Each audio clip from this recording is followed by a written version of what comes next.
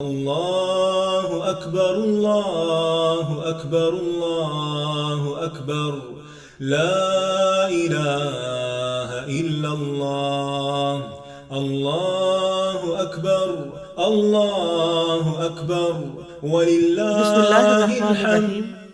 السلام علیکم ورحمۃ اللہ وبرکاتہ۔ ابتدائے آفرینش سے ہی روایت ہے کہ بنی نوع انسان سال بھر میں ایک یا زیادہ دن عمدہ لباس پہن کر کسی ایک جگہ اکٹھے ہو کر اپنی اپنی ثقافت کو مد نظر رکھتے ہوئے تقریبات منعقد کرتے۔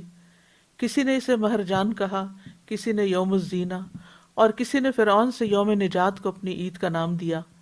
لیکن ایسی تقریبات کا مقصد صرف اور صرف کھانا پینا، مخلوط محفلیں، ان میں شور شرابہ کے سوا مورخین کو کوئی ایسی چیز لکھنے کو نہ ملی جو کسی بھی انسان کے لیے کسی دوسرے انسان کی طرف سے باعث سکون، دلی راحت اور مدد اور امداد کا سبق دیتی ہو۔ یہ اعزاز اگر کسی بھی تہوار کو حاصل ہے تو اسلامی تہوار یعنی عیدین ہے۔ سنن نسائی کی روایت میں ہے کہ انس بن مالک کہتے ہیں کہ زمانہ جاہلیت میں عربوں نے سال میں عید کے 2 دن مقرر کر رکھے تھے جن میں وہ کھیلتے اور خوشی مناتے تھے۔ رسول اللہ صلی اللہ علیہ وسلم جب مدینہ تشریف لائے تو آپ نے فرمایا، ان 2 دنوں کی بجائے جنہیں تم عید سمجھ کر کھیلتے ہو، اللہ تعالیٰ نے تمہیں اس سے بہتر ان دنوں کو بدل کر ان سے بہتر 2 دن عطا کیے ہیں، عید الفطر اور عید الاضحیٰ۔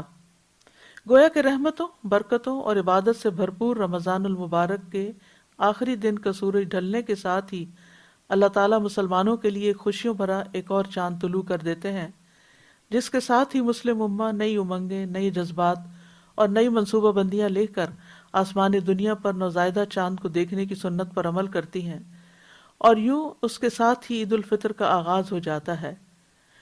ناظرین کرام، اس مرتبہ عید الفطر گزشتہ عیدوں سے مختلف انداز میں بالکل الگ تقاضوں کے تحت منائی جا رہی ہے، مگر بندہ مومن ہمیشہ اپنے خالق حقیقی کی رضا میں راضی رہتا ہے۔ اس عید پر خصوصاً ان رشتہ داروں کا، پڑوسیوں کا، سفید پوش خاندانوں کا خیال رکھیے جو کاروبار کی بندش اور نقصان کی وجہ سے آج تنگ دست ہو گئے ہیں۔ جس قدر ممکن ہو ان کی مدد کیجیے۔ وہ گھرانے جن کے سربراہ اس ناگہانی وبائی مرض سے دنیا سے چلے گئے، ان گھروں میں جائیے، یتیموں کے لیے کھانے پینے کے ساتھ ان کے لیے عید کے کپڑوں کا انتظام کیجیے، ان کے سر پر شفقت بھرا ہاتھ پھیریے، ان کی دلجوئی کیجیے۔ جس حال میں بھی اللہ تعالیٰ رکھے اس میں راضی رہیے اور اسی پر ترغیب دیجیے۔ اپنے خالق و مالک کو راضی کیجیے۔ یہی تو رمضان کے ثمرات ہیں۔ اللہ تعالیٰ ہمیں توفیق دے کہ ہم اپنے مالک کی رضا حاصل کر سکیں، آمین۔ صحابہ کرام عید کے موقع پر جب ایک دوسرے کو ملتے تو کہتے، تقبل اللہ منا و منکم، اللہ تعالیٰ ہم سے اور آپ سے کی گئی نیکیاں قبول فرمائے۔ آپ سب کو میری جانب سے عید سعید کی دلی مبارکباد۔ تقبل اللہ منا و منکم۔ تقبل الله منا ومنكم، عيد مبارك علينا وعليكم۔